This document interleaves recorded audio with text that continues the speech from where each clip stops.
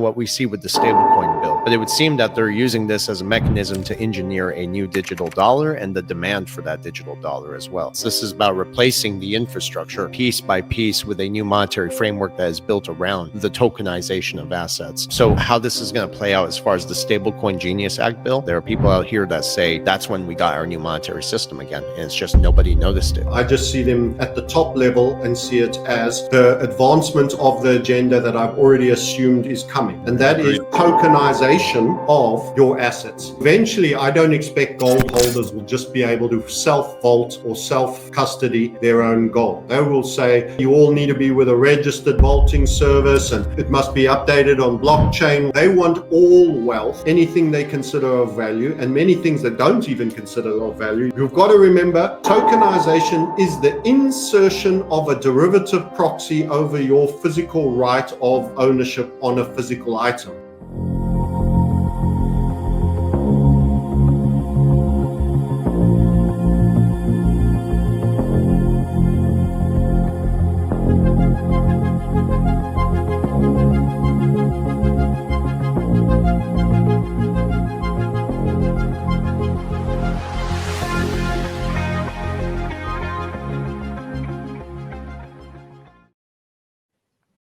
Hello, everyone. Welcome back. Today, we're joined by none other than Francis Hunt, the market sniper. Always a pleasure to speak with you, Francis. It's great to see you again. Great to be back with you guys. Thanks for having me on. Of course. It looks like we're in the middle of an equity market melt-up, you could say. They're just keeping everything inflated by all means necessary to not create any panic. At the same time, we're seeing this quiet pressure building in the metals market, even though we've been seeing pullbacks. So with everything going on, it still feels like we are indeed in a recession and people will dress it up however they'd like.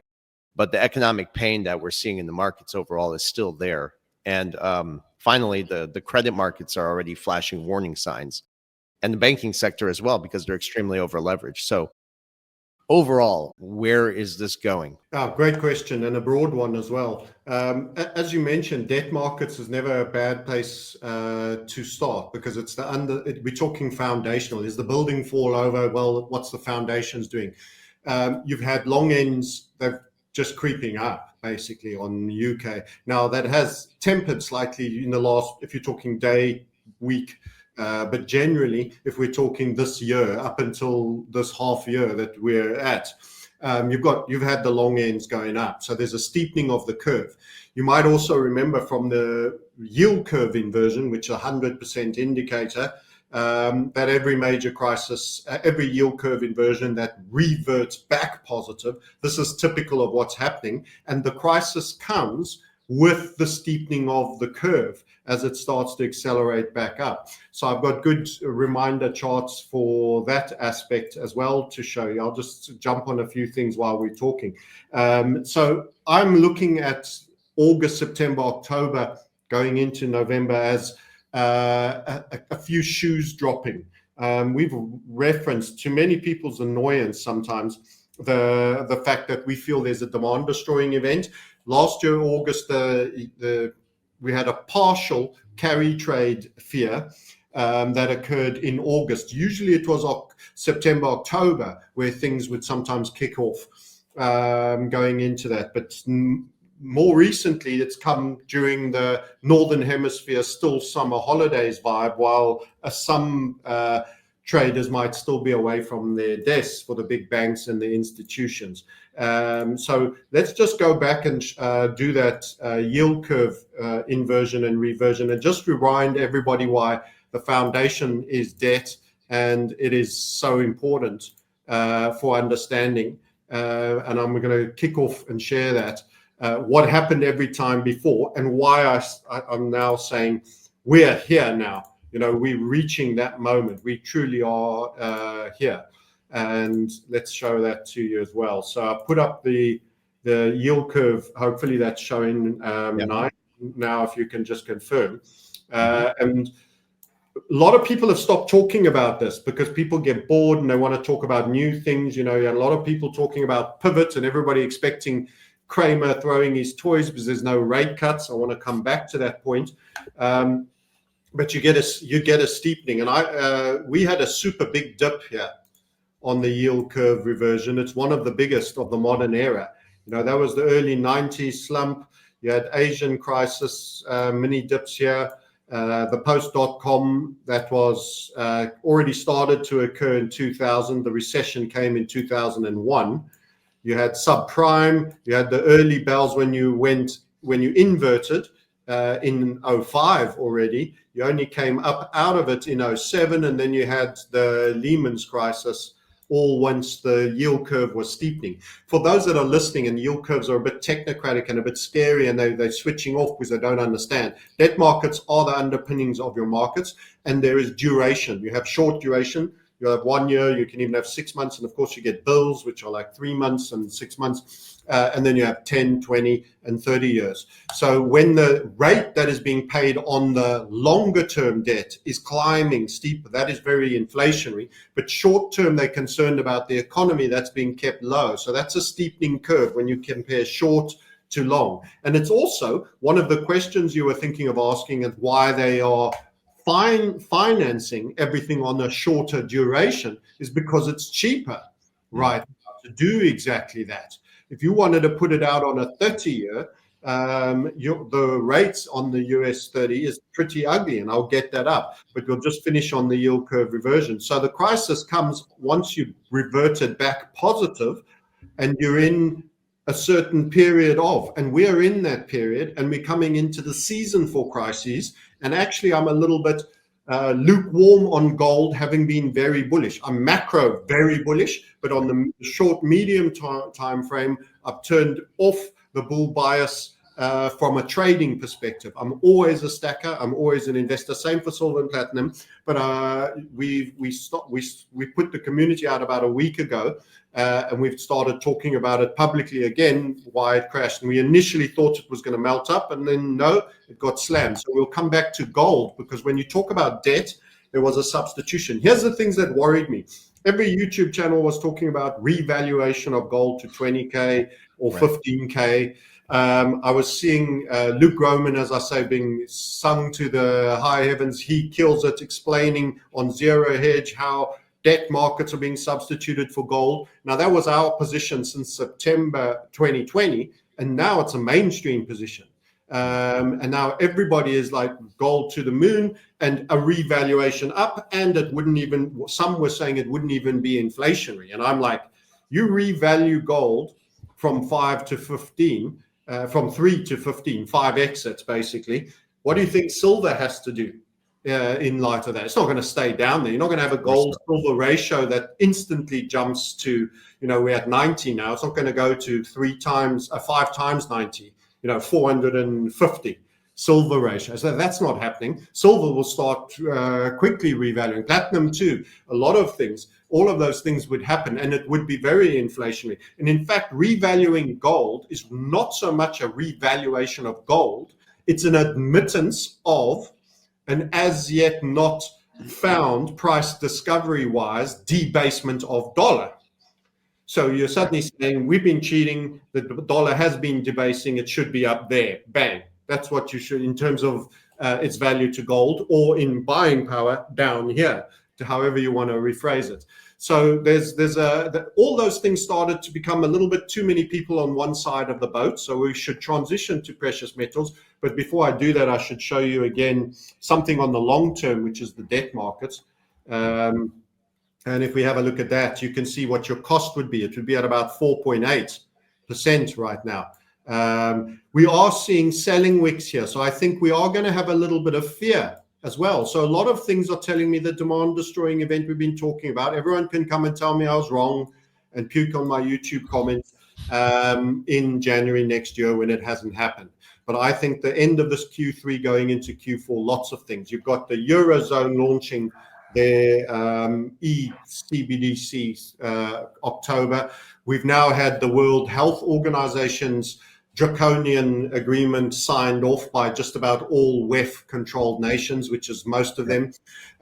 So you've got a space, you've got a, they're keeping so many memes alive. You've got the alien invasion that's being kept alive. We've spotted it. It's coming on a trajectory. It looks like it's planned. It must be intelligent life. They've got all the themes here that they can do to drop on us. And it wouldn't shock me that we're going to have something dropped on us coming. So the rate does look like it's going to come back down. We made an HVF target up top there. We've been churning, but that's like short term. Longer term, you're going higher on rates. It's a debt-based crash, but I'm just talking short, medium. I'm talking the rest of this year could be a little bit skittish. So that could be bearish for equities as well. Don't forget, for those that think it's a melt up, because there were the melt up guys out there, that when you rebase this for Swiss francs, I've taken the NASDAQ, if you just divide that by Swiss franc, for example, USD, I've got to tell it USD. We've had real dollar debasement. So after debt debasement, you get dollar debasement. We've had that. So we're having nominal climbs on a lot of things. That's the wrong way around. Sorry, I need it the other way around. I'm going to have to do the other one. I don't think Oanda has it. I had made it worse, not better. Swiss franc, there you go. There's a broker that does it the other way around. So you can see that's not a new high. You haven't even retraced the collapse yet. That's a fiat. Do that on gold now. So the nominals, people are don't be fooled by a nominal cultist's trick. When you're actually getting an immense amount of liquidity pumped in the market. So again, it's fire and water. One end, they're putting out the fire, we're keeping rates high, putting the sand on the fire. The other end, they're pouring the petrol, they're pumping the liquidity, because they can't have an illiquid market on high rates. The problem is they should normally cut rates in what is a recessional vibe. That's where we are. And we've probably bounced in and out of recession a number of times. We've already met the criteria on their fake stats at least once. But so if given that the consumer is there, you've got record home listings all up, what's actually happening is the people that borrowed, retail, not those with special deals like Elon and anyone else that borrows, but retail are being squeezed out of the housing market. That's what BlackRock, Vanguard wants. They'll be there to buy them up and turn them into permanent rental farms. That's all going to plan. They can't pay, they can't sell, get their price. They would have a major negative equity if they sold lower down. That's all going to plan. High rates is doing its job, not for you, the retail guy, for the eventual buyer, blood in the street buyer of all the US homes right now. But they've also, because of the rates, that requires much bigger interest payments to who? To the banking cartel that were given the exorbitant privilege of borrowing your money into existence for you. So there's huge liquidity going to them. They are floating in interest payments being kept really high. And because of the liquidity pump, things are actually staying strong on the stock market, but at nominal levels. So let's just do that NASDAQ divided by gold, for example, as well, gold USD, and you do it. So you've seen the Swiss franc, which is a slightly less. That's your stock market. Well, you're actually in a crash. You're in a two-legged crash. You are rallying now, but your last high was some time ago. It's not the recent high. It's some time ago. So here's where you are, So in a different fiat, you saw a different thing. And this is with gold spilling its guts a little bit recently and the dollar getting a bit of its backbone back. But that's where you are. So many might say you've had your blow off high. This was when you were, okay, great, going for a high. So the market of July 21, before 22, that was actually gold's last top before it broke out. That's your NASDAQ high in gold adjusted terms. So you're actually in an ABC leg down so far, and who knows where that ends. It's currently 3 months up, but it won't always be that way. So yeah, nominal, be careful by the nominal trick. There's a lot of liquidity out there, and I think they might find a reason to switch it off or let certain things happen, events driven, yada, yada, yada, over the next three months. And that spells to me that it could be a lot trickier time. So I just wanted to, I dealt with that equity because NASDAQ is probably the strongest of them all. Don't forget you're on the most extreme market cap to GDP reading ever. That's the Buffett, popularly known as the Buffett indicator. So it's complete smoke and mirrors right now. And but that's the weird thing here. It's like there's so much tension, and on one side you have the illusion of strength, but underneath it's 100% a slow motion collapse, and it's being engineered on both sides. I just want to clarify that. And it's obvious that they're just trying to buy more time to set the stage for something bigger. Yeah, I would agree with that. I think it is. That's how it would feel. If you look at the dollar, this is the debasement of the dollar. Every time you think how much the stock market is up, you know, it's fallen 12.72% to its low. And right now, even with now quite a strong last week in the bag, it's still 9.5% down on the 13th of January. So, you know, 6-7 months, that's a 10% fall. That's against other currencies, which include crap currencies like the euro, you know, the pound, and anything else. You know, so it's not you're failing against a bunch of failures. It's not exactly how much the gold price is up this year, which I would say is a much better inflation matrix for readjustment. So that's kind of currencies. I'm trying to think what else was in your question. So gold, I was going to say I think gold's going to calm down its upside for a little bit. So it's worth just recapping, and I kind of did this on my own. But you know, real quick, Francis, about the gold. The thing is, the pressure is there. You could see it, but they're obviously manipulating it. I mean, this is how freedom is kind of destroyed in a sense. I mean, the reality is the gold price should be significantly higher, but we're not getting anything like that. There's a lot of suppression here. It's crazy. There is some price discovery that started to happen, and what I think is we're going to have a little bit of a rest. Follow this and see what I'm suggesting. If you look at from the low, this was a flag. This is a poll that I've got here. Let me just highlight it so it pops nicely for you. And this has been the continuation pattern that we called once, twice, 3 times a lady. There's your 3 time, and then this was your lady break. And then since then, you've been in this trend channel. You may recall we said 293,000 target. And what ended up happening is as you got to the 293,000 target, I'm going to drop that down into a lower time frame now, is we had a final little wind up here as we ran our 2.9 there. And that gave us another little HVF after this fella was getting us to target. So we said, okay, you're going to run 3,000, great. Then you had the beginning of what we typically call the progress decay. Now, what happened here? It's quite important to point out that literally the sprinter was done. He'd finished doing the 100-meter sprint. And I jokingly said today, and I'll say the same thing to you guys for the humor value of it, but essentially you've got Usain Bolt finishing the sprint. He's already backing off, and someone gives him a jab of morphine painkiller in his backside, and a line of cocaine up his nose, and he's encouraged to sprint a little bit further.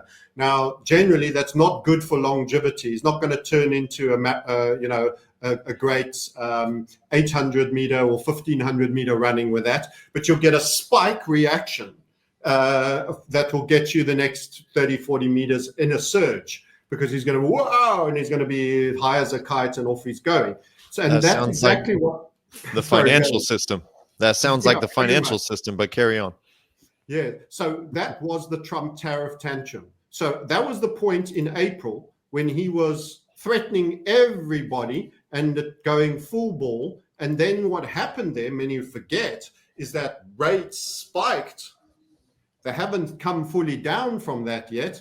And at the same time, the dollar crashed. And that was the fulfillment of a prediction we made. And there was a small version fulfillment, but it was a fulfillment when Truss and Kwarteng were thrown under the bus. We said this happens for America. Pound down, rates up, everyone dumping the bond. What you have is a vote of no confidence and faith in the country. And not only does the debt instrument get sold, but the currency gets sold and the money's taken offshore. That's happened there for the US and Trump found his point of, whoa boy, for all of that. And that's when Lutnick and Bessinger or all these other ear whisperers, insiders, would have said, back off right now on that one. That one doesn't work out well for us. So that's when gold got the biggest benefit from the collapse in the bonds and the dollar dumped. So you've also got to remember, buying gold is an anti-fiat, anti-dollar trade. You're taking fiat and you're saying, go away, and I'm holding that. I'm not trading. I'm not getting better. I'm actually taking and bringing under my control metal. And you're throwing fiat, surplus fiat into the room. That doesn't do it good for valuation. And that's what happened. So I think that was a little bit turbocharged and took it to, in a moment when we should have been sitting at our 3,029, it took it from, it even dipped into the 29s, it shot to 3.5. So we're going to call that a local high for a bit. And that was because the pressure on the bond market after the Liberation Day, because nobody showed up at the Treasury auctions. And, later he just realized that, his buddies told him, hey, you got to change your tone real quick because yields are about to spike. They're going to get out of control and bond prices are crashing. So he instantly had to change his tone to reverse that. And then I think about 4 trillion came back into the market and kind of stabilized things. But and gold shot up, as you said. That's right. And it took it a little bit further than it needed to go for that move, because it had already run pretty low vol pretty consistently all the way. In fact, if you start from here, not the 2K, you went from 1.8 to 3,000. That's a heck of a jog for something that was already a 20 plus. Well, it was kind of at least mid-teens market cap. It finished, deep in the 20s, the low 20s market cap, trillions. So imagine the next bond scare, what it's going to do. Yes, exactly. And they only can keep coming. And one of your questions was, why are they crowding out into the short term? Because it's cheaper. They can't afford the interest payments on the long term is number one. Two, everybody will say, yeah, but that's fine. Everybody buys T-bills, 3 months, 6 months, whatever. They'll always be fine. No, the fact that the long end got out of control for excessive issuance, how do you come to the conclusion it's okay to have infinite amount of debt in the short end? Because eventually there's too much available and not enough buyers too. There. Exactly. If you keep crowding everything out, we had a problem there. We couldn't eat all of that. Okay, put it here. That doesn't mean you're suddenly now able to eat 600 hot dogs every night. You can't do it because they keep saying, here's another hot dog. Have another hot dog with your pink crocs. Have another hot dog. And you're like, whoa. So in the short term means you got to eat them faster because they're coming around again a whole bunch quicker. Yeah. So that's a bit like you saying, I can't afford my mortgage, and the mortgage rates, let's pretend the mortgage rates were higher than you get on your credit card. But you start rolling all your houses. You had 10 Airbnbs that you only put 0% down on, and you were letting them, and it was free income, and you were skimming the difference between the interest payments. Now you don't have, the rates are too high. You settle your mortgage with 20 credit card rotation bills, and you put it all on there, and they require you to pay at the end of every month, for example. Instead of longer term. It's like that doesn't go well. Just because the credit card will be marginally cheaper, what happens is you deal with a problem 1 month, you've got it all to do again in another month's time. And you've got 20 cards to do it on now because it doesn't have the same credit depth as the long term would have had. So, they're going to, it's a debt-based collapse, as we always say. Slow motion. Yeah, exactly. And you saw that. You mentioned the bad auction as well, which was a good observation. Many missed that. So this sell-off was a bit harsh. So I think in the demand-destroying event, what they really want to do is they need a thin market with everybody selling everything they've got. They need to create a crisis where we're all short of money again, and we're maybe not earning, or et cetera, et cetera, et cetera. And in that environment, they can sell down. There were lease rates going really high on platinum and silver. They can sell that down, and the bankers get out of their shorts. People forget that they crashed the silver price, I think, to $11 or $14 in CV19. So if there's real stress with short positions there and the lease rate spiking and all of that, people going, whoa, we've got a real problem there. We're not too far from the unpacking of some of their fresh new Kraken surprises that they've got for us. So we could actually have a correction.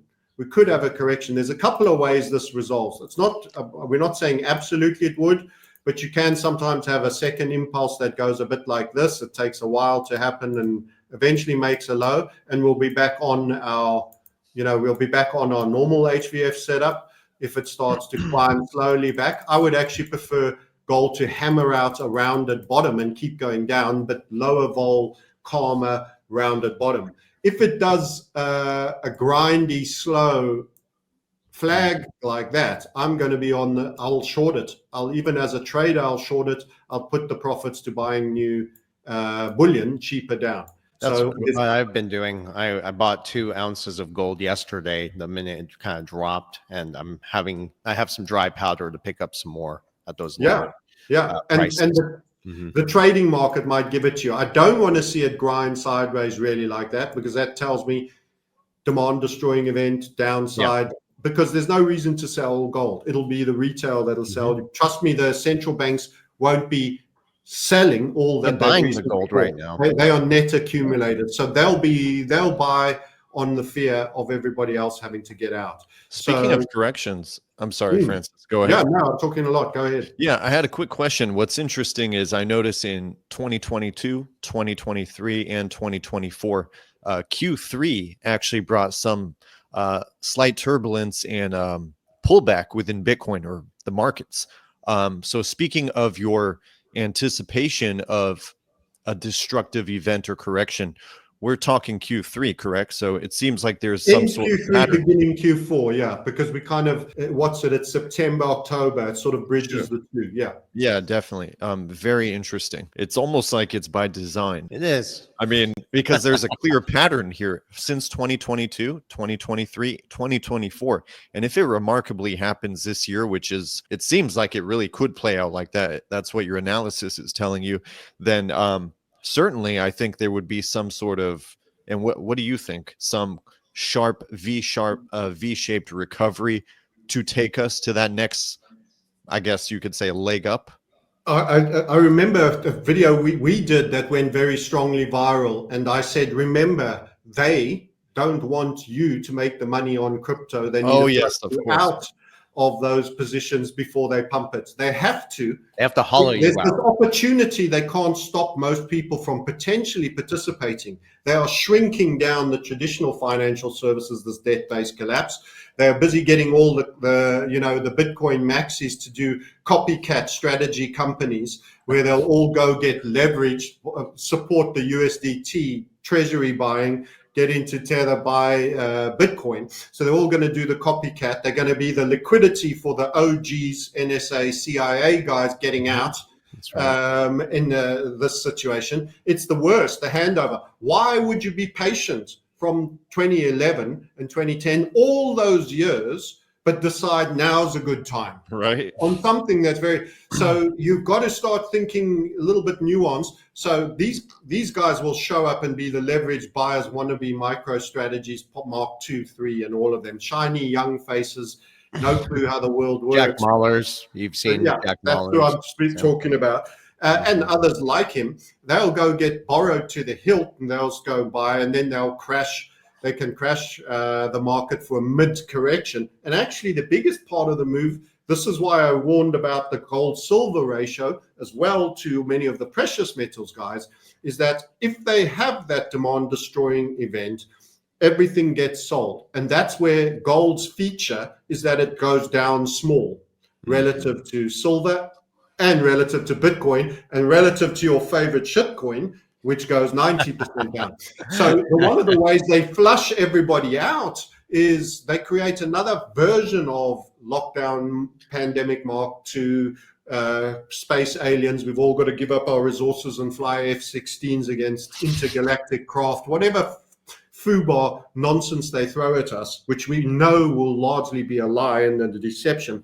They will crash everything immensely. And that might be a time where America might get a bunch of borrowing out on the more medium time frame and get a bit of relief of putting it all on the short term, because you might get the long terms that I'm pointing to could come down a bit before eventually breaking out upside. So they've been at the top and they've been kept down. They probably need a down leg. And at the same time, gold gets a bit of a mini down leg. As I said, it didn't even do 4% down on the carry trade. I think this one's a bit bigger. And then they force everyone out of crypto. So the retailers will be selling out at the bottom, and then they can super inflate it on the solution. They don't want you to get rich on it. They have to inflate this thing, but they don't want you riding the conveyor belt up into the wealth there. So what do? If a guy can't pay his rent check or can't buy food, sorry, the XRP wallet's been emptied out. That's why I say have cash, have a holistic solution on you, have notes, have food, have long life food, be close to your farmer, be rural. Whatever comes, it's never good to be urban in a high-rise environment relying on the supermarket chain. Let me just leave it there. So that's something to think about, and that could be coming. And that's quite a big bear shout. And we haven't called bear on the stock market. We haven't called bear on gold. We've just made a great target and made even overperformed with the Trump tariff tantrum. But as I'm saying, that was a little bit of he needs a hangover now after that shot in the bum that he got. And that could be a good point for a bit of respite. Remember, they don't want that. You made halfway between 3 and 4K at that localized high that we're now calling. So you went from 2,000 to 3.5. We need to give something back, and they don't want it going to 4K just yet, which is what we were talking about when we thought it was going to break up. But I don't think in hindsight, with everyone also on the gold trade, that's going to happen. Same for the miners. You'll watch the share registry change. A lot of people that got in early on the miners haven't really had the gold run, and they're going to get flushed out. You have to sell your shares if you have to pay rent, you have to buy food, all these things. So that's when BlackRock, Vanguard, State Street, and other nefarious actors will be buying up houses, gold equities, and shaking out people in the key cryptos, which you and I both know XRP is going to probably be a major. Yeah, we're gonna shift into there. But to your point, and I'll let my brother go ahead and speak. Go ahead. They're inflating these bubbles as they're transitioning us into the new rails, and as long as they can continue to suppress and play around with the volatility, that's going to keep people distracted and cheering on the markets with paper gains, and then nobody's asking the right questions like you are. Yeah. And so everything markets always nominalized. The dollar's been a train smash. And do it with gold ideally, but if you want to do it with another fiat, use the Swiss franc. And you're not even at a high. You haven't retrieved the last high before the crash, the tariff tantrum crash. So dollar is being toast this year. So my quick question, just to clarify what you said regarding this destructive phase or correction, just to clarify for the audience, if I'm understanding correctly, you believe that there will be some sort of correction before the next leg up. Is that correct? Is that what you're trying to say? Because we have more to go. I mean, the business cycle is still below 50. Rate cuts haven't happened. The dollar historically bottoms out, and that's usually the top of Bitcoin. Excessive money printing is coming. So yeah, there's mixed signals on that. I think it's a higher probability than people are pricing. I'm not promising everybody that I absolutely think that, and it's my primary scenario. I think it's a much higher probability than most people are pricing in. I don't think anyone's pricing in meaningfully. They might at 5% or 10%. I think it's a lot higher. I'll show you the total.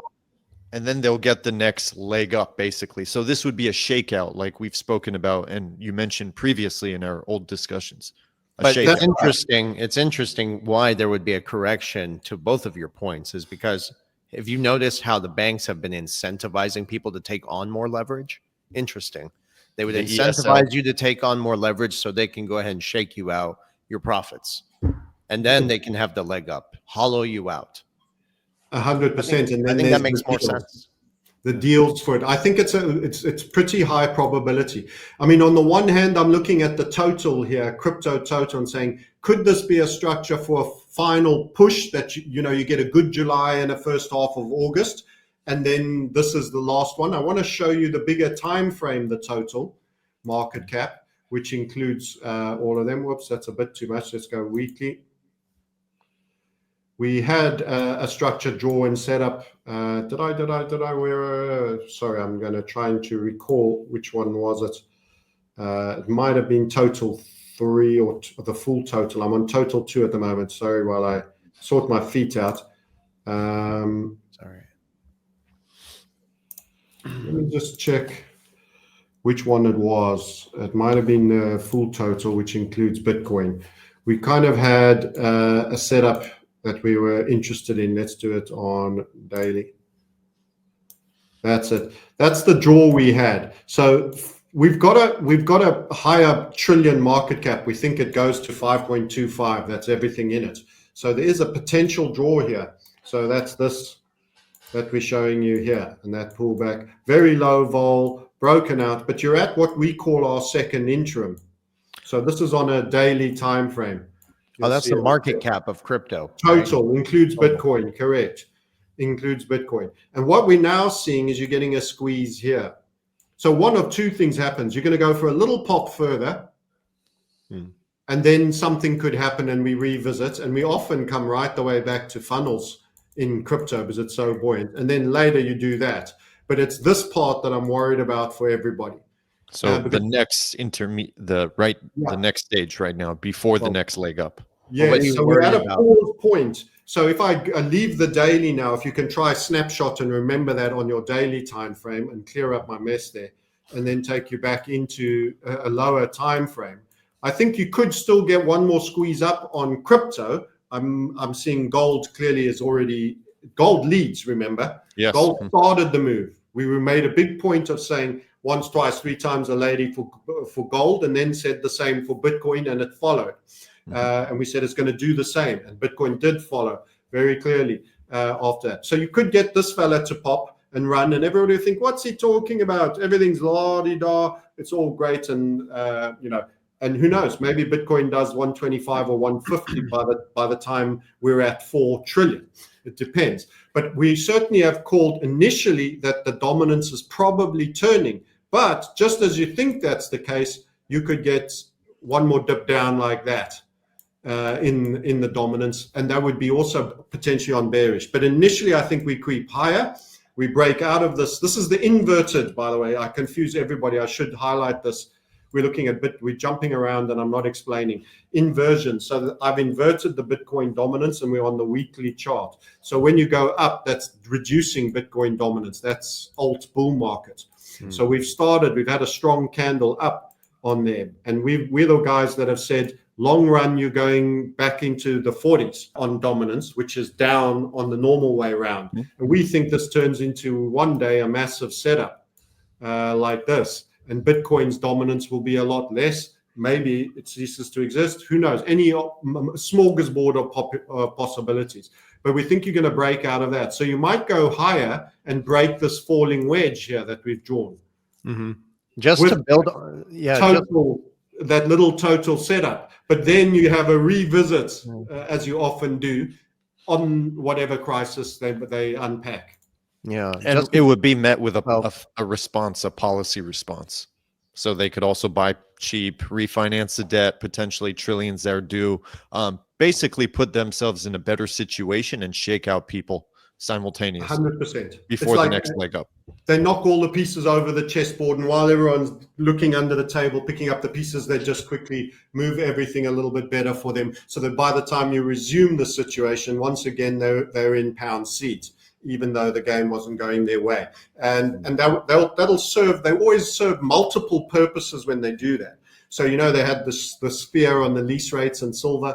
You might have a lot of banks getting out of their short positions into people, forced sellers, traders that are net long, maybe still silver, or people that are forced to actually sell physical silver just to get by. So they might hold our head under the water a little longer with this waterboarding, and I'm not happy to say that. It doesn't feel like good news, but that might happen. They need everyone to be properly shaken.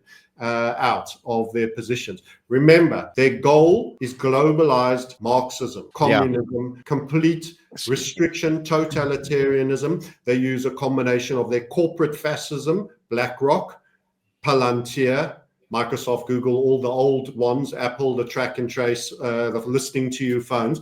That's corporate fascism plus Zionism, and they get what they want, the global Marxism, the new world order of absolute control. Maybe we can now shift the conversation into the bigger story happening here, and that's really bringing us into a new monetary system. Right now, what we see with the stablecoin bill, and I do want your thoughts on the Genius Act as well, but it would seem that they're using this as a mechanism to engineer a new digital dollar and the demand for that digital dollar as well. Whether people realize it or not, it's not just about adopting crypto or innovation or all that nonsense. This is about replacing the infrastructure piece by piece with a new monetary framework that is built around the tokenization of assets. So overall, what do you think, how this is going to play out as far as the Stablecoin Genius Act bill? And what does it mean for the entire crypto space? There are people out here that say that's when we got our new monetary system again. And it's just nobody noticed it. So brilliant question. And I have so many thoughts. I haven't, and I don't even bother reading these bills. I've made my mind up long ago. I just see them at the top level and see it as the advancement of the agenda that I've already assumed is coming. And that is tokenization of your assets. So eventually, I don't expect gold holders will just be able to self-vault or self-custody their own gold. They will say, hey, you all need to be with a registered vaulting service, and it must be updated on blockchain, what's there, and we'll ensure your safety and audit and insurance and all of this. They want all wealth, anything they consider of value, and many things that don't even consider of value, your secondhand bicycle even, with an NFT stroke token. And you've got to remember, tokenization is the insertion of a derivative proxy over your physical right of ownership on a physical item. And why would someone want to come and put a derivative proxy in between you and something you own? My motorcycle, my mountain bike, my gold holdings, my silver holdings, because they intend to fully send the clipboard around and find out exactly who owns what. And then they want to separate you from that which you own and put you into a rentier society. You know, it took a lot of businesses not that long to realize the Gillette's shaver model was give the handle for free and sell the subscription. Because it's a subscription, you have to keep buying the blades. You know, we should all go back to the cut your throat knives, get a nice Japanese spec once, and you've paid for all your shaving needs once off. Why are you agreed to a subscription for your shaving needs? Well, every business is doing that. And that's what we've learned. It's a rentier society they're wanting to inject, and they want to be the owner. Not that they will come and physically collect it. They just want you on a monthly premium for things you once bought and owned outright. Own nothing and be happy. Separation of assets. That is separation of you from your assets. Before I can separate Visan and Vandell from their assets, I need the clipboard to go around to find out what are their assets. Therefore, I need rules and regs as to why you must do this, why you must do that, anything valued over that. That's why bank expenditure and withdrawals are coming lower and lower and lower. So now you can't withdraw without telling them why you're buying. I mean, I want to be the guy in the counter that says I'm buying, you know, a harem of 6 blow-up dolls that I'm going to have a weekend of blow and a major party with to embarrass the lady behind the till. But it's actually got nothing to do with them. It's got absolutely sod all to do with any of them, and they shouldn't do it. But they are training you, and they're using the bank attack vector to say everything about you has become our business. There is no privacy, and that which you own and declaring it, otherwise you're a criminal and we suspect. You know? Yeah. So privacy is the greatest sacrificial element, and the reason that is that way is they are looking to disenfranchise you from everything.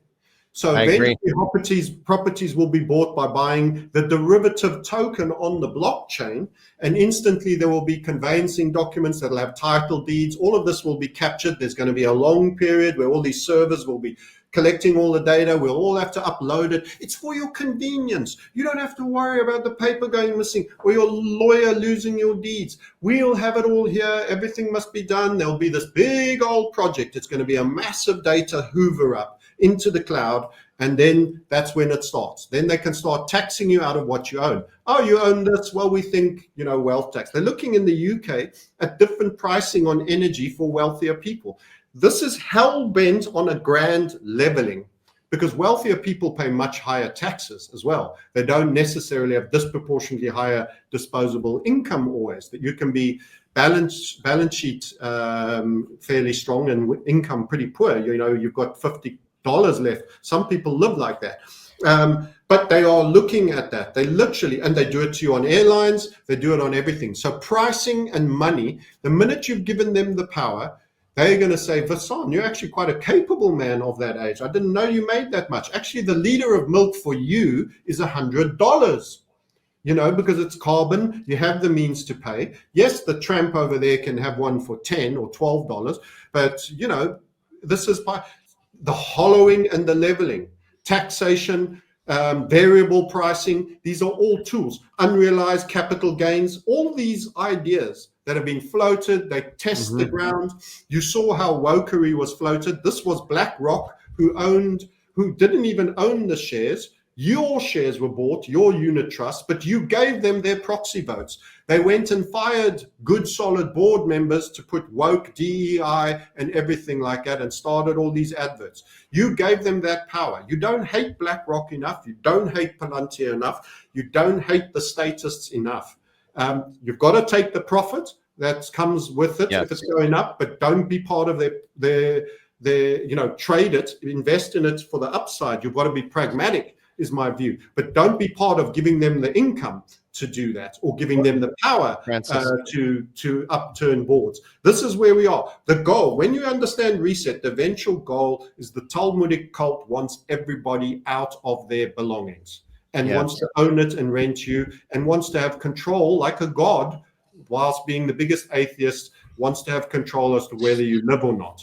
And, we've got a boomer problem. It's an inverted pyramid. They all want to draw pensions now instead of throwing tax and supporting the debt system, because pension systems were the biggest supporter of the bond debt market. They were forced into it. That was deemed safe and austere and conservative investment to have for paying future pensions. Now there's not enough people paying in. There's too many drawing it out. And then you had the events of 2019, everyone locked up, put on ventilators and everything else that topped them. I mean, it's quite clear where they are trimming. And we are cattle. We are cattle to these people that rule. That think they rule and have the control, and you've got to do everything you can to survive and stay out of their claws, their deep reaching claws in this game. But that's the idea. Like, the setup's pretty damn clear at this point. They're using all of this and they're selling it as decentralization. They're selling it as convenience. I mean, we have to debate this.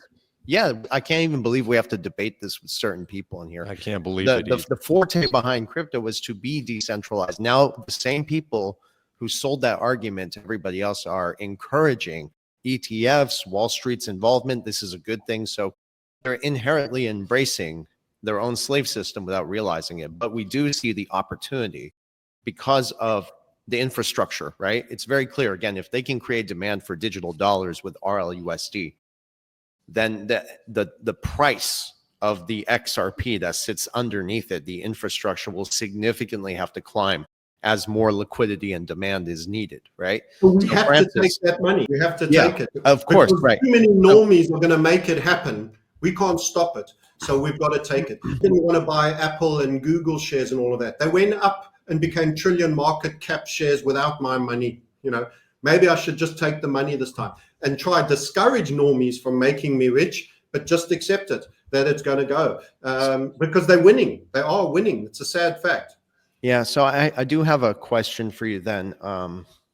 As far as this opportunity to take money out, We do indeed, and we have enough information and evidence to confirm that XRP is becoming the infrastructure behind the scenes, while most of the world really just sees the front end layer of stablecoins and wallets, for instance. So, at what point do you think we're going to see the repricing of these assets become unavoidable? I mean, a very high price for XRP for the stablecoin narrative, where the value basically catches up with its utility.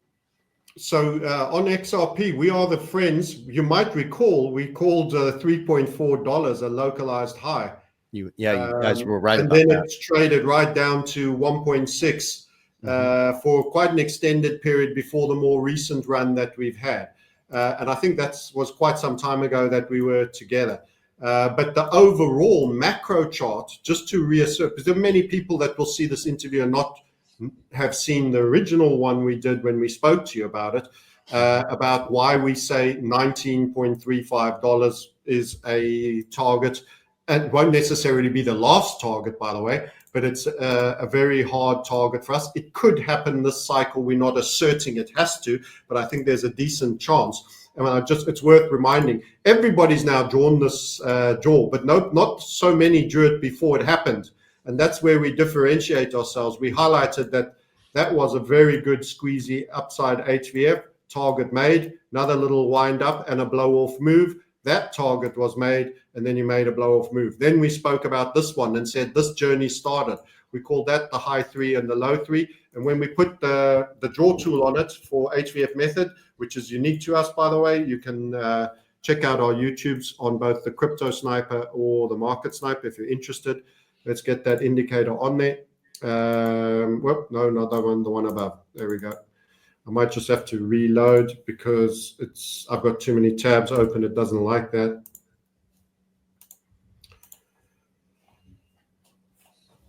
Okay, that's why I did it. Okay, XRP USDT. So we're back on the time frame. Let's just go and show you that it should be log scale. And we preferred, that's T, it's Bitstamp, I think, that has the history I want. There we go. Okay, we're finally back where we were. Let's clean up and put that indicator on. So here's where the 19.35 comes. And if you like how the other targets performed, you should like this. So that was a breakout. That was your breakout candle. It was a beautiful candle. We were awaiting it. It was very low vol for a long time. In fact, you may remember we said to you, hey, we got a breakout coming for 19.35. Boy, did we have to eat horrible comments in the YouTube during this period. And we warned. We said it's called funneling. It's a churn of low volatility in a very tight range. You sat somewhere between 47 cents and 69 cents, and it went on and on and on for about 18 months. And people just don't have the patience. They say, no, you're wrong. Well, you told us XRP is going to 1935. Bang. Then it started here. It smashed its way up. Suddenly now it got back onto everybody's, we're at $3 now. You actually had a 340 high, which we'll go to on a lower time frame. But that target there is 19.35. And as I say, that target was made, if you had any doubts, and the subsequent windup was made with a bit of overperformance. So that doesn't mean we'd start taking off, but that doesn't mean it stops at 19.35. And then you set up again and you can go a lot higher still. So that's the joy. How many XRP do you have times it by $20? That's going to be exciting. Let me let you come back on that while I drop time frame. Well, I was just going to say to your point, when you said something about $9 and all the comments you're receiving, that there is sufficient evidence to support that the suppression of the XRP is indeed there. It quite potentially. They want to let this dog out the bag, I would imagine. You know, and there was the SEC case was an example in case that was, you know, I'm not even sure if it's still over. That's sort of it's resolved behind the scenes for sure. They're just kind of phasing it out. This is what they do. Right? Yeah, it's become a bit of a nothing burger, like everything. Exactly. It's a problem for a while, and then eventually. So yeah, but bear in mind, if we get that demand destroying event, you can also still go down on crypto, as I was talking about total. There could be another dip, and I would say the 2 level is a great buying zone, but you've got to make sure you've got cash when everyone else hasn't got cash, and not Dry everybody powder. can say that.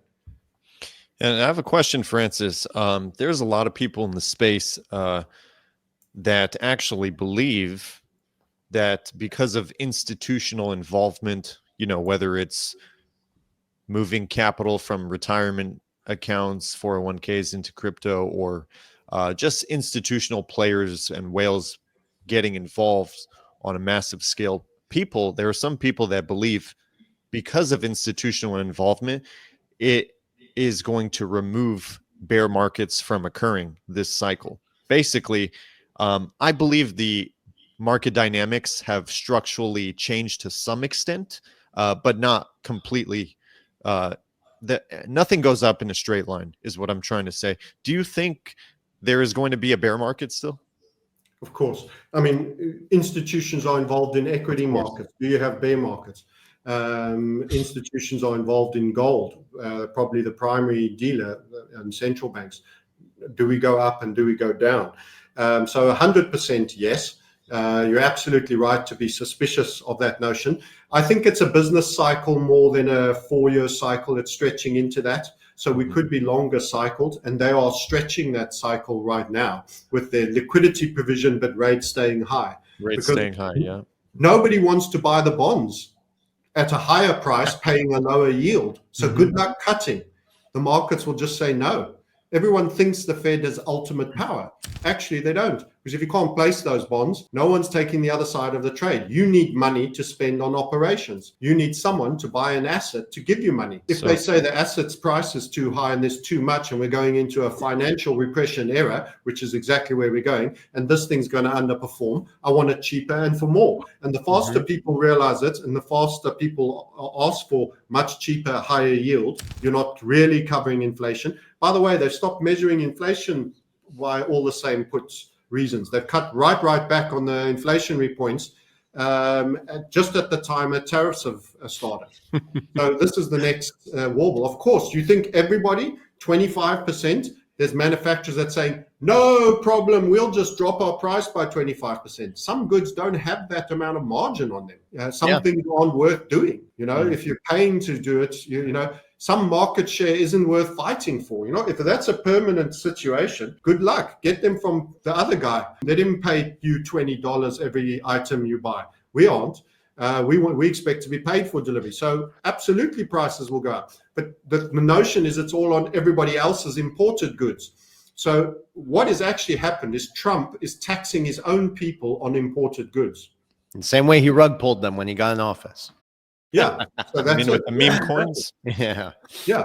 So to your point, Francis, I mean, we're all long on the market, but we're not blind, and we're completely aware about the setup of any major correction here, because when corrections do hit, they hit all at once. So it's very possible we may see something, but have some dry powder to get in at cheaper entry points. I think they're going to print trillions of dollars because there aren't enough bond buyers. And one of the reasons I think they are selling short-term bonds, U.S. debt, is because on the longer end, buyers,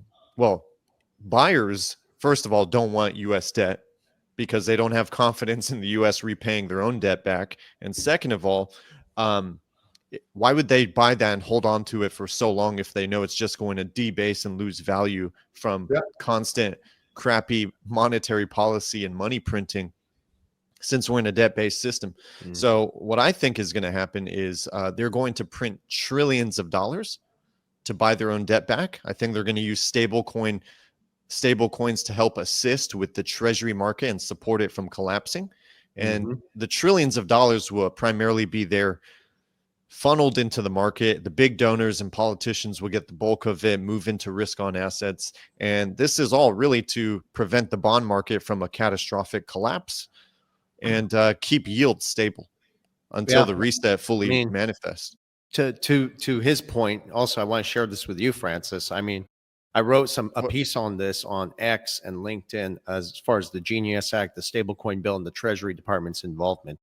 So they are indeed going to be using stablecoins to buy up Treasury debt, to digitize government spending, and settle trillions and trillions of tokenized assets. But to the point of XRP again, because stablecoins intersect with that there's no way in hell XRP could do this at $3.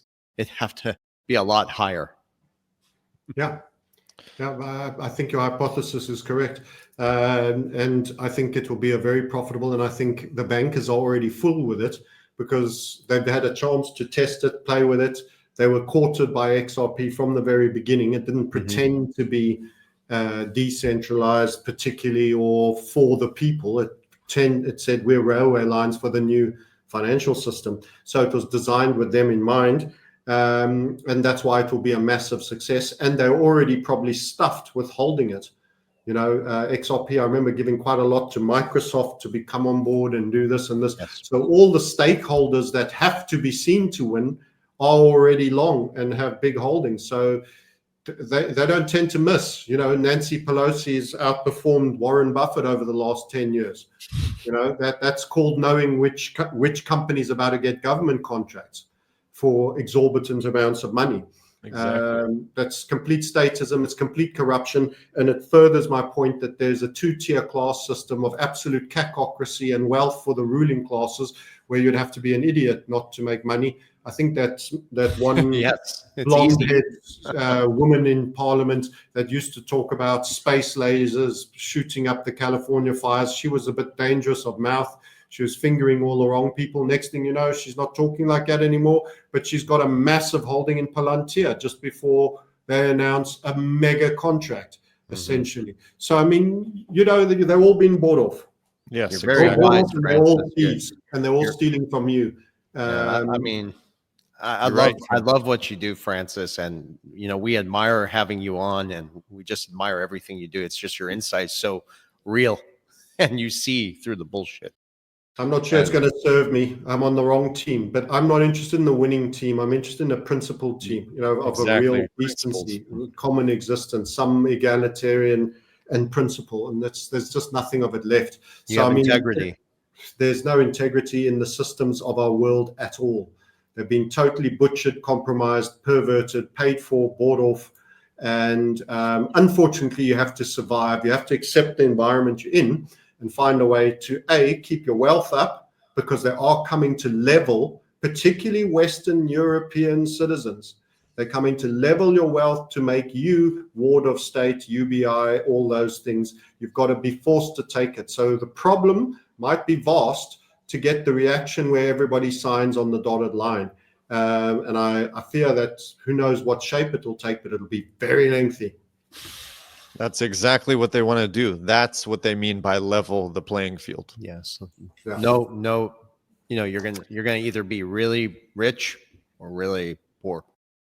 And either way, there are going to be certain conditions you must adhere to participate in the economic system. And that is digital IDs. That's what Palantir, Oracle, and the Trump administration are doing, Project Stargate. And that's when you start going down the rabbit hole about the digital grid that they're building. This is Patriot Act 2.0. That's what you talk a lot about, Francis, as well. So, yeah. Make some. I know you guys are busy, so let me wrap up. Enjoy the ride. Keep your spirits up. Don't get depressed by some of the things I say. Get enraged. Take action. Turn that rage into positive action. Turn it into spiritual pursuits. Turn it into living every moment of the day to the fullest. Love, live, swim, ride, do all the things. Nature is a creator. There is a creator. It's beautiful. Nature is magnificent. They're going to come to try tokenize nature so that even when you drink water, you have to pay them, which means they're going to assume ownership of that, by the way. That's something I didn't mention that I think they're going to try do. Everything they're going to tokenize, including territory, air, literally water and sea. But you've got to find a way to still have an amazing existence. Keep your spirits up. We've got a community called the Market Sniper. It's a private community. You can see how we intend to build our wealth by following our YouTube channels, the Crypto Sniper and the Market Sniper. And we'll keep you laughing and we'll cackle our way through this. We know the orchestrators, we know our level of strength, and we'll support each other. We'll inverse gaslight all the gaslighting that's going on. And if that sounds like something you want to be part of, we look forward to seeing you. So until next time, I salute you all. Thank you, Francis. Thank you so much, and thanks to our audience. And please go support Francis Hunt's work. I'll put the links in the description below for both channels. Thank you very much. Good speaking to you, Francis. Thank you so much. Thanks for See having you me soon, on, brother. brother. Always a pleasure. Bye-bye.